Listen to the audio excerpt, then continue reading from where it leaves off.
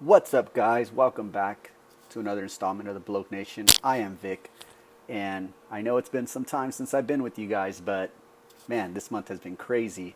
It's been very hectic, and filming and editing these videos is very hard, especially when it's just me doing it. But hey, we're back here, and I will be trying to get a lot more content out to you guys, MMA reviews as well as beer reviews, chugging challenges, and a bunch of other cool, fun stuff. But yeah, within the next couple of weeks, I'll be trying to get that stuff out to you guys, and yeah, so we can have some more fun.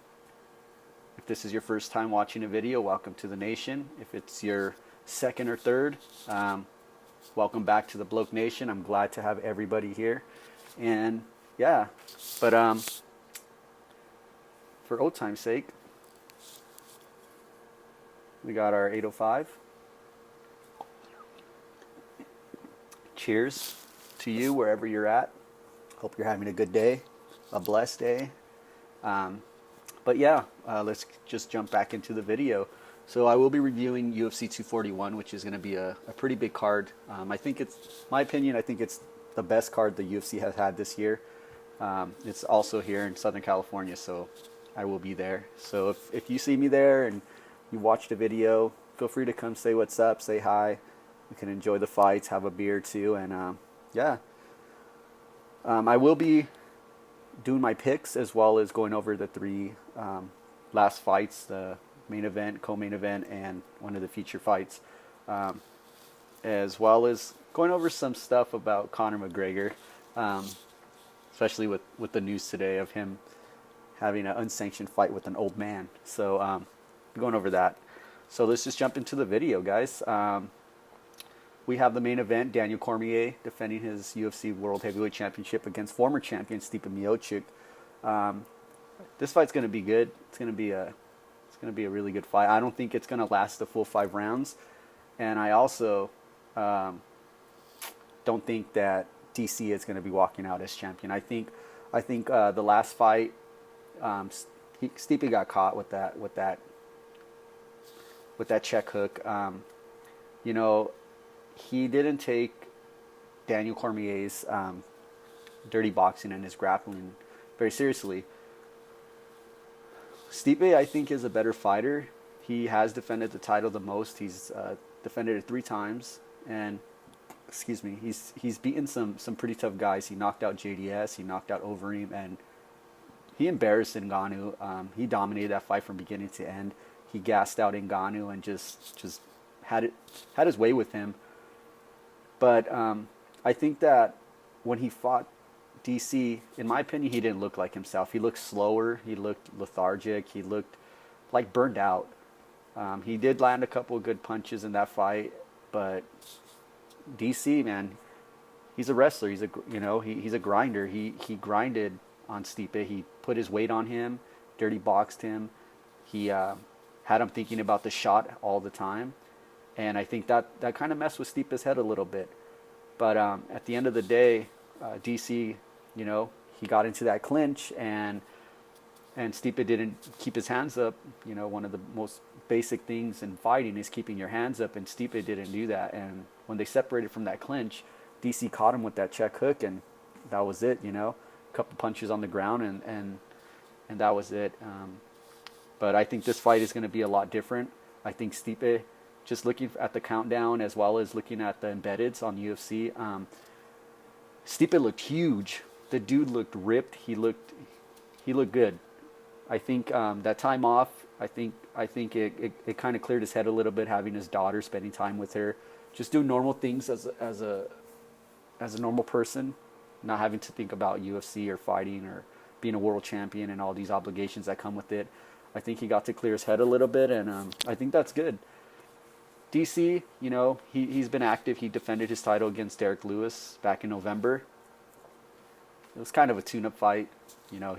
We knew DC was just gonna take down the Black Beast and just, grind him like he did, and it was a pretty easy fight for DC. I think it was a tune-up fight. The UFC was hoping that the whole Brock Lesnar situation was going to work out.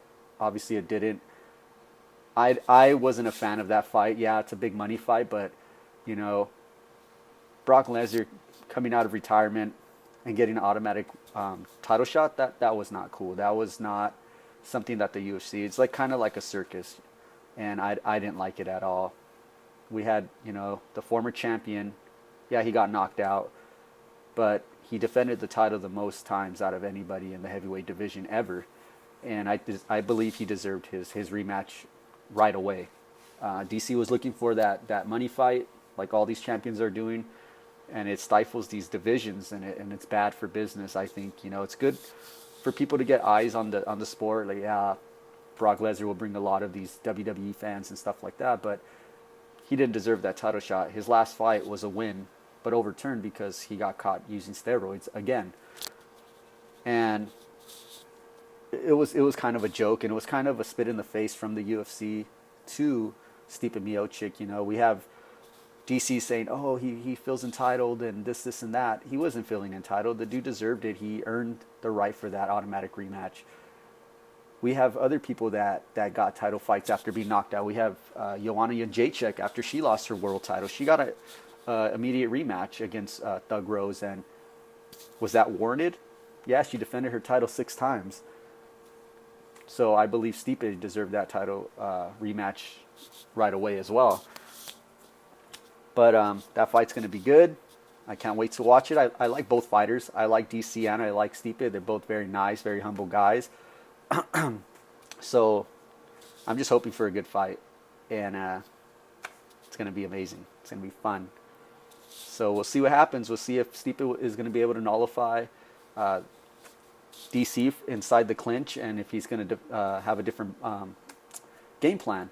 I know DC, we all know what his game plan is. He's going to go in there, grind you, get you into the clinches, dirty box with you, slam you if he can, and take you down if he can. And for the most part, he can do that stuff to anybody.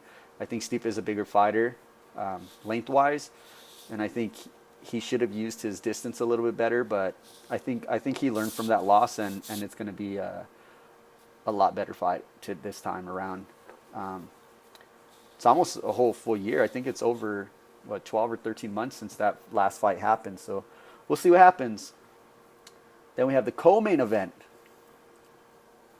Man, this is why myself and my blokes gave hundreds of dollars to the UFC to go to this event.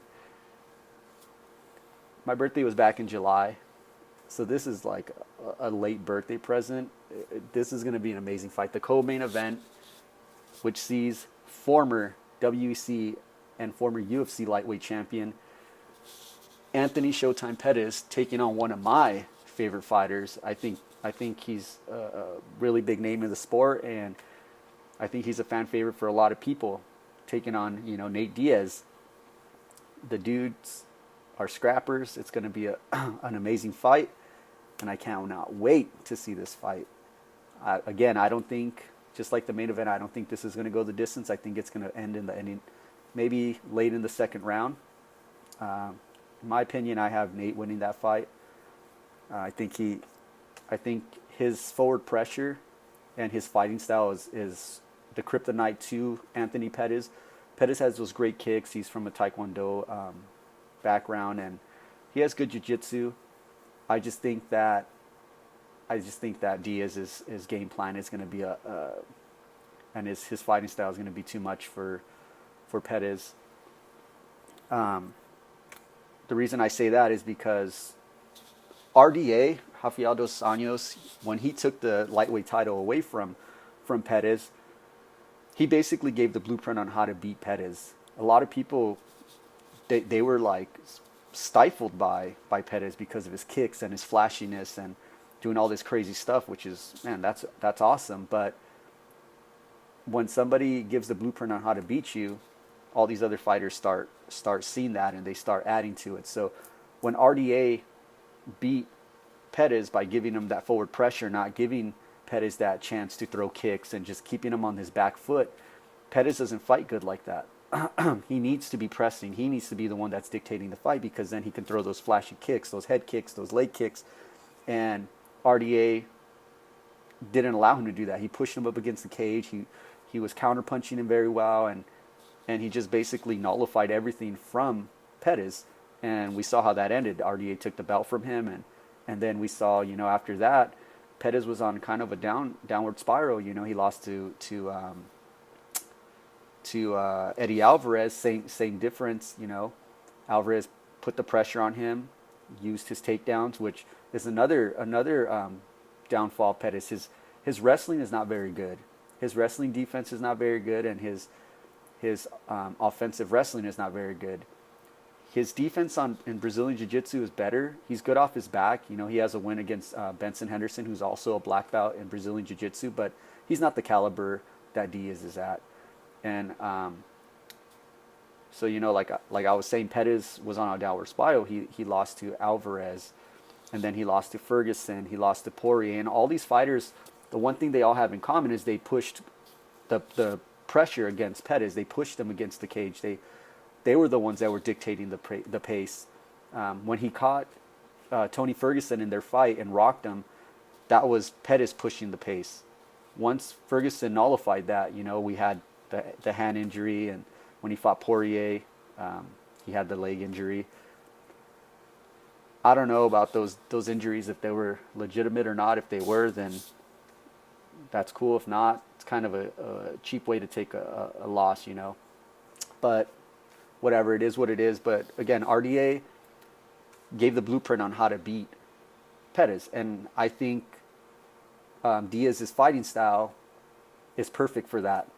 He's very long and very lanky, and he can take a punch. We have people talking about, he got knocked out by a head kick. He tends to take leg kicks and stuff. That's true. He did get knocked out by Thompson by head kick. That was at 155. I think his chin was good there. But I think at 170, I think it's a lot better. He took some of Conor's best punches and kept coming. In the second fight, he got knocked down maybe 3-4 times, but he was able to get back up and put it on Conor.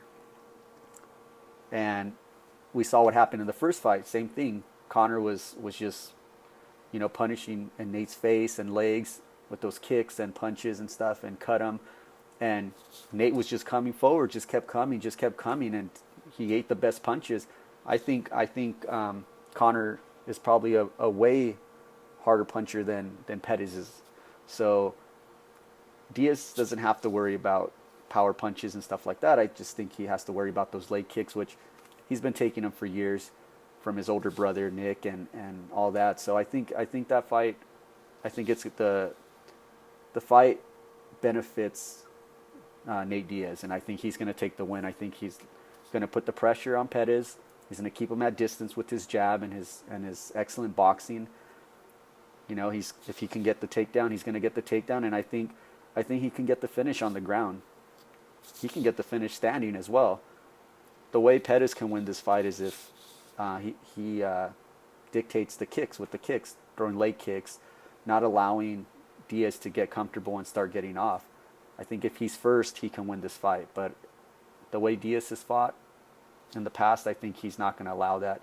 Yeah, it's been 3 years since he's been off, but the guy's never not training. He's always training. He's either doing triathlons, or he's doing Brazilian Jiu-Jitsu. He's always training that with people, and I think he's always training with his boxing coach Richard Perez, and he's always doing stuff. He's not just sitting at home drinking beers or doing dumb things. I think the aftermath of this fight, I think this fight will dictate the aftermath, what's going to happen in both of their careers. I think, we have Pettis ranked number 9 in the welterweight division. If Diaz beats him, which I think he will, Diaz will take that ranking, and the only logical fight after that for Diaz is Conor 3. We have Nate finishing Conor in the first fight, and then we have him taking the loss in the second fight. In my opinion and others, I believe Nate won that fight. But again, that fight was super close. It was a majority decision for Conor, but it could have went either way. It was a very good fight. I think there's some things that Conor should have been taking a point because he was running so much. But it is what it is. He got the win. So the logical fight is Diaz if he wins. I think everybody wants to see that fight. I want to see that fight. I'm sure all of you want to see that fight, and that'll be a big money fight. Super. That fight will make a lot more than the first two. Just the history between them, they're modern day Arturo Gotti and Ward. That's the MMA version of it right now. Is Diaz Conor? Their names are always going to be linked together, and until that third fight happens, people are going to still be clamoring for it. And I don't know if it can happen because Conor's over here fighting old men and beating up buses and stuff like that. But we'll see what happens. So if you want to leave a comment, thinking what you think is going to happen. Sorry, I'm stumbling on my words because I'm super excited about this fight and what can happen afterwards. But again, like if you want to leave a comment down below and what you think about this fight and what can happen afterwards, what can be done after for Pettis if he wins, and what will be next for Diaz if he wins. So yeah. And then we got a fight after that. We got another good fight at middleweight. We have the number 2 ranked Yoel Romero taking on number 7 Paulo Costa. I think Romero takes this fight just because of his experience and the caliber of athletes he's fought. He is a former world title challenger. He lost to Whitaker twice. The last time he lost, he didn't make weight, so the title wasn't on the line. And then when he fought Luke, he didn't make weight, so the title wasn't on the line for him.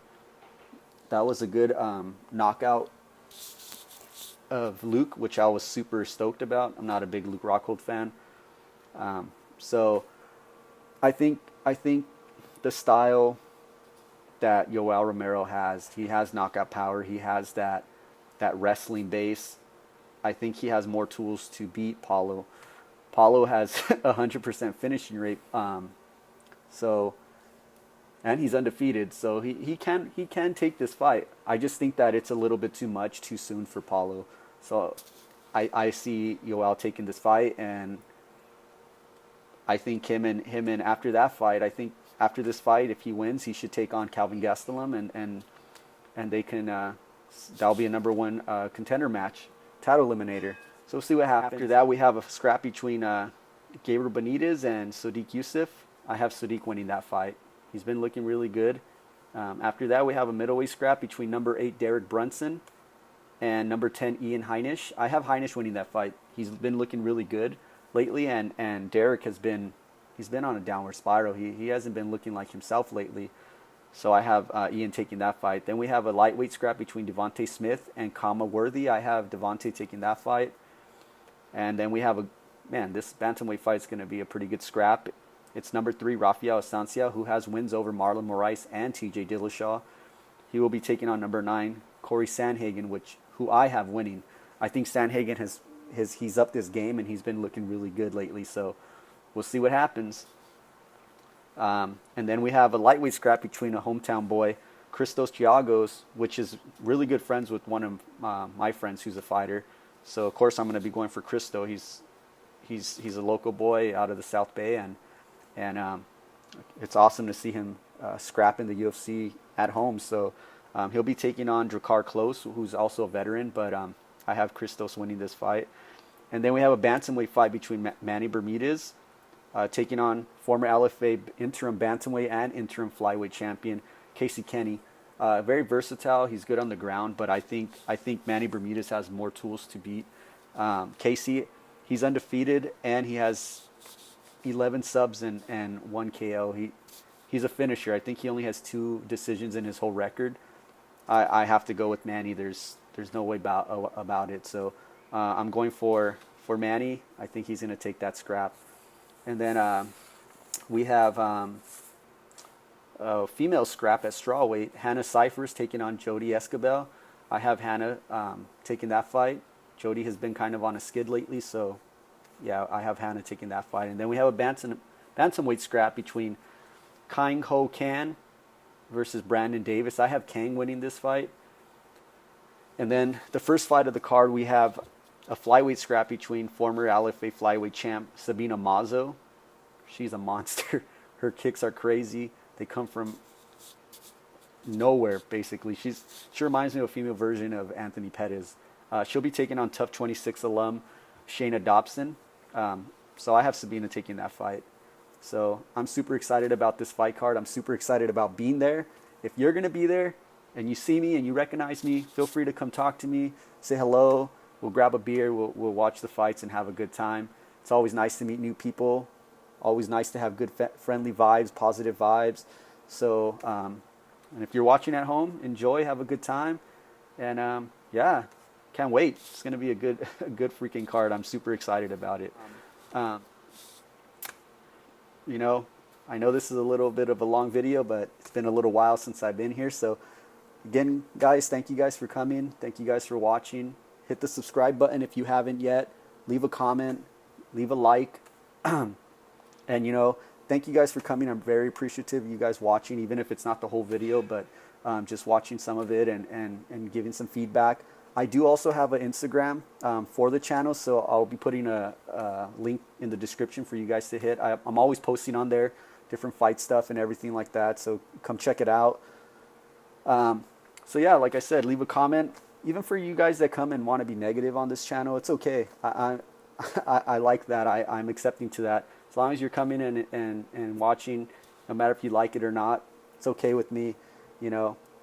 For those of you guys that are here for positivity, you know, I'm shooting my positivity to you. I hope this video finds you in good health and with blessings and you know, keep those positive vibes, especially to those of you guys that come here to be negative. I send you my positive vibes as well. You know, it is what it is. Life's too short to be angry, so remember that, guys. But again, keep the positive vibes, stay up. Glad you guys are here. But yeah, Vic out. Whack.